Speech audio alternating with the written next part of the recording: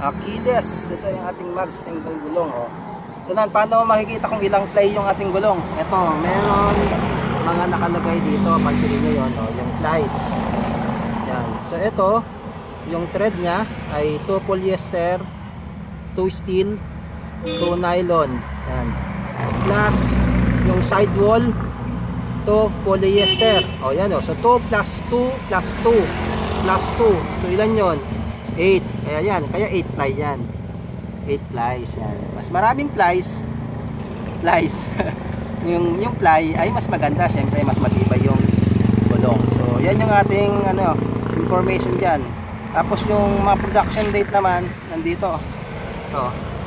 Yung 4 na numero na ganyan, 4320. Ibig sabihin manufacture dyan 48 week ng year 2020. Ayan. So yung ating gulong yan. Tapos yung size ng gulong usually yan, ito ay 215 yung aking gulong yan, 215 yung lapad in millimeters. Tapos 70% yung aspect ratio niya. Yan yung 70% ng 215, yan ibig sabihin yan. So in millimeters yan.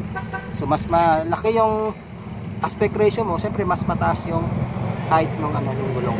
Saka siyempre yung ating size, yung radian, 15 size nito. Yung 15 R15. Yan yung diameter in inches naman ibig sabihin yan. So ayan ang ating basic tire info. Ayan. Yos.